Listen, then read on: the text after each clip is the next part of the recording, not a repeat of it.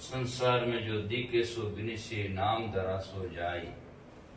कबीर सोई तत् गो जो सदगुरु दीन बताए। जो दिखता है दृश्य दृष्टि पड़े सो फना है धर्म बर कैलाश। कीर्तम बाजी झूठ है श्रुति समा उसास। जो संसार में संता दृष्टि पड़े सो माया, और वो परमात्मा तो है अचल अलेख। वो ज्ञान दृष्टि में आया, वो ज्ञान दृष्टि से देखा जाता है। इस संसार जितना देखता वो नश्वर है, और इन संसार को देखने वाला दृष्टा है वो ईश्वर है। इसीलिए दादू साहब कहते हैं, दागदू देख के ऊपर दिल नहीं, देखे को अचरज नहीं अनदेखे को होई।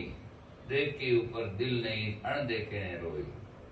जो दिखता है उसका आश्चर्य नहीं है, क्योंकि वो नासी है, और जो नहीं दिखता है अविनाशी है। जैसे फूल दिखाई देता है, टूट जाता है, कुमला जाता है, सूख जाता है, और फूल के अंदर में सुगंधी होती है, दिखाई नहीं देती है, लेकिन वो फूल छूटने के बाद में भी रहती है। इसलिए लोग भजन गाते हैं, फूलड़ा तो कुमला वे रह जाई वासना। फूल कुमला जाता है और उसकी वासना सुगंधी रह जाती है। ऐसे ही मनुष्य का शरीर छूट जाता है, लेकिन उनके गुणों की सुगंधी दुनिया में रह जाती है। इसीलिए संत महापुरुष कहते हैं, जो छूटेगा उसके पीछे क्या पड़ना, तो क्या करना चाहिए। सकल तज नाम सुमर मेरा भाई। सबको छोड़ करके एक नाम भजन कर, सुमरन कर, चिंतन कर, ज्ञान नहीं छोड़ेगा, एक दिन जबरदस्ती छूट जाएगा। छूटना तो है ही है। उससे बढ़िया है कि हम पहले सचेत होकर समझ कर छोड़ दें। नहीं तो क्या है, समझ कर छोड़ोगे तो पछतावा नहीं होगा, और नए और कर्म नहीं बनेंगे। और बेसमझ से जबरदस्ती छूटेगा तो आसक्ति वासना रहेगा, और जिसे फिर जन्म होगा। एक विवेक से छोड़ता है तो आनंदित रहता है, अविवेक से छोड़ता तो दुखी होता है। उदाहरण है, एक रेलवे स्टेशन पर झाड़े की मौसम में दो जने आकर उतरे। दोनों के पास में बढ़िया रेमंड की कम्बल थी। तो भाई साहब दोनों आकर के, गाड़ी सुबह की टाइम में थी, शाम को आगे उनकी वेटिंग हॉल में बैठे। जितने में ये कोई परिवार की शाम को गाड़ी थी जिसमें बच्चे साथ, उनकी गाड़ी लेट हुई। उन्होंने सोचा भाई शाम को गाड़ी जाएगा तो घंटा 2 घंटा में 3 घंटा में अपना गंतव्य स्थान पहुंच जाएंगे। गाड़ी लेट हुई तो क्या करें, लेट होता तो फिर वेट होता है। तो गाड़ी सुबह आएगा तो भाई चलो सुबह। अब वो भी वेटिंग हॉल में, प्रतीक्षालय में आकर बैठ गए सराय में। ज्यों ज्यों रात ज्यादा बीतने लगी और ठंड पड़ने लगी, तो पुरुष लोग तो मजबूती से बैठे, और उनके 2 बच्चे थे वो ठंड से रोने लगे। क्या करें, तो एक आदमी को दया आई, क्या हम तो जवान हैं, बैठे बैठे रात निकाल लेंगे, इनको दे दें, बेचारे बच्चे रो रहे हैं। तो उसने खुशी से अपनी कमर उसको दे दी, और उन बहन से कहा, ले बेटी ये कमर लो और बच्चों को ओढ़ाओ और अच्छी तरह से पोड़ाओ, ठंड पड़ रही है। तो उसने प्रेम से उसको दे दिया। जब दूसरे ने देखा तो यार कैसा पागल आदमी है, खुद तो ठंड में मर रहा है, ठंड लग रही है, और अपना साधन दूसरे को दे दिया, मैं तो नहीं दूंगा। वो अपना जाकर के सजना सो गया, कंबल ओढ़ करके। और रात ज्यों ज्यों ठंड पड़ने लगी तो कंबल भी क्या ज्यादा ठंड थी, और ज्यों ज्यों ठंड होता है तो फिर जाकर के सजना आदमी यूं संकुड़ जाता है, यूं टेढ़ा होने लगता। हमारे सूरदास जी कहते थे एक बात कि आदमी शाम को सोता है दिन तो सीधा सट, लंबा सीधा सट, और आदि ने कबाण कट, आधी रात है जो कबाण है जो या पग ना टेढ़ो हो जाए, सामरा सोए सीधा सट, आदि ने कबाण कट, दिनुगान गोल गट, दिनुगान मुंडो माँ तो एक जगह यार ठंड लगे, तो ज्यों ज्यों वो सुबह की टाइम में गोल गट वियो, उनके एक चोर आयो, वो एकदम खींच कमर लेन भागा, जितने में भैसा वहां क्या बोला जगह जितने वो लेन भागा, आवे वो भागा तो क्या कंबल कंबल ले गया, क्या करे। अब सजना शाम को दोनों जन आए तो दोनों के पास में कंबल थी, अब सुबह की टाइम में दोनों के पास में कंबले नहीं है, पर एक तो बड़ा खुशी से बैठा है तो उसने हाथ से दिया, वो खुशी से बैठा है, और एक ही जबरदस्त कामड़ छीन ली, वो रोता है मेरी कामड़ चली गई। कामड़ तो दोनों की गई है, और एक हर्ष में बैठा है और एक रो करके बैठा है।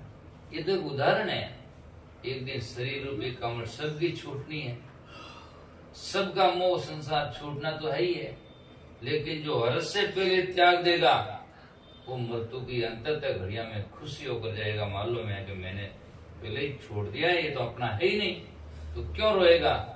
और जो जिंदगी भर अपना अपना करता जाएगा वो लास्ट में छोड़ते वक्त में छोड़ना तो चाहता नहीं, लेकिन मौत आएगा तो जबरदस्ती छुड़ा देगा और फिर रोता रोता जाएगा। इसलिए कहते हैं सकल तज नाम सुमर मेरा भाई, माटी के संग माटी मिलेगा पौनम पौन समाई। शरीर तो छूट जाएगा, पंच तत्व में विलीन हो जाएगा, और आत्मा तो सजना कर्मों के अनुसार फिर जन्म पाएगा, वासना रह जाएगा। और जब वासना छूट जाती है ज्ञान से तो फिर कल्याण हो जाता है, फिर जन्म मृत्यु के चक्र में नहीं आता। आज हम मारवाड़ से निकलते हैं, सीधा जहाँ अपना है वहां आते हैं, और बीच में भी कई शहर आते हैं जहाँ अपना नहीं, कोई नहीं रुकता कि अपना कोई नहीं। मनुष्य तो बहुत है, वहां भी भीड़ है, लेकिन क्या अपना कोई नहीं। जहाँ अपना रहता है वहाँ हमारा सपना रहता है, और वहाँ आदमी जाता है। ऐसे ही जीव शरीर छोड़ते वक्त भी जहाँ वासना रहेगी वहीं उनका जीव का जन्म होगा। इसीलिए वासना बीज भस्म कर डालो, विरह विराग जगा के, उलट देख स्वरूप देश में तुम गुरगम चश्मा लगा के, अब तुम मत करड़ापन राखे, अरे मरता क्यों नहीं मूर्ख नाड़ी समझ कटारी खाके। समझ की कटारी खा करके मरो और अपने जीवन में उद्धार करो। तो भजन में पूरा चेतावनी, सकल तज नाम सुनाए, सकल तज नाम से मेरा भाई, जतन जतन कर सुतने पाले, कच्चा दूध पिलाई, सो बेटा सो काल ही बेटा बाबा कह चला जाई। जिस बेटे के लिए माँ बाप क्या नहीं करते और उसको अब कहो, तो जब वो बड़ा हो जाता है पिता और उनको पूजा वंदना की तो बातें लगे, उनका मन से प्रेम से बोलना नहीं चाहता, और जिसके लिए उन्होंने क्या नहीं किया। इसीलिए संसार तो सजना स्वार्थी नश्वर है, महात्मा कहते हैं, और बड़ा लचीला मोह है। आदमी एक देखता है, दूसरे का दुख देखता है, और फिर भी दूसरा और दुख में जाता है, समझ में नहीं आता है ना।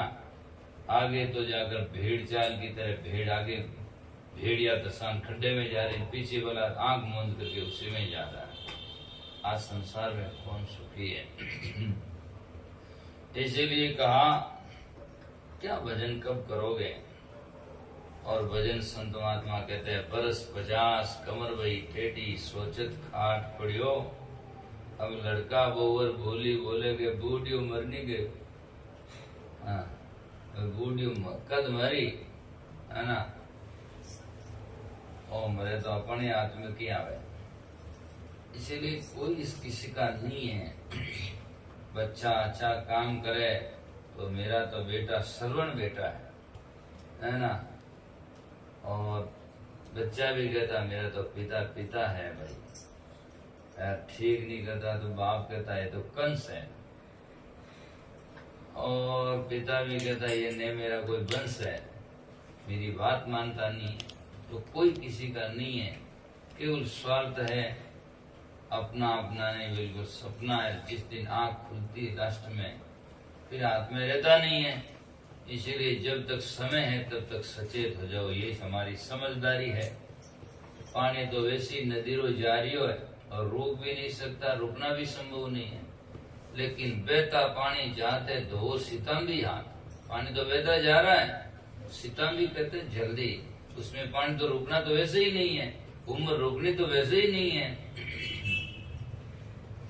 रुपया पैसा धरने की बैंकें हो गई है, गहना जेवरात भी बैंकों में धरे जाते हैं, गाड़ी मोटरों के भी कागज बैंक में धरे जाते हैं, प्लाट भी धरे जाते हैं। पर सजना इस समय को और उम्र को धरने की अभी कोई बैंक नहीं हुई है कि जहाँ ले जाकर धर दें और बाद में उसको किसी के दूसरे के लिए उपयोग कर दें या रोक दें। ऐसा कोई विधान नहीं है। प्रति क्षण बीतता जाता है और एक दिन समय बे जाएगा, बाद में भजन नहीं किया हो तो केवल सिर्फ पछतावा आएगा, कुछ नहीं हो सकता है। इसलिए झूठी काया झूठी माया झूठा लोग लुगाई, कभी सुनो भी संता तो झूठ जगत बताई। सब झूठ है फिर भी झूठ को सच मानते हैं और उसी में पूरी जिंदगी देते हैं।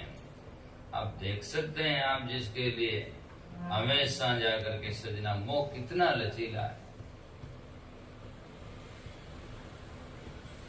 एडो मोह, एक उदाहरण छोटो सो बात बताऊं। एक बाबा जी दादाजी पोता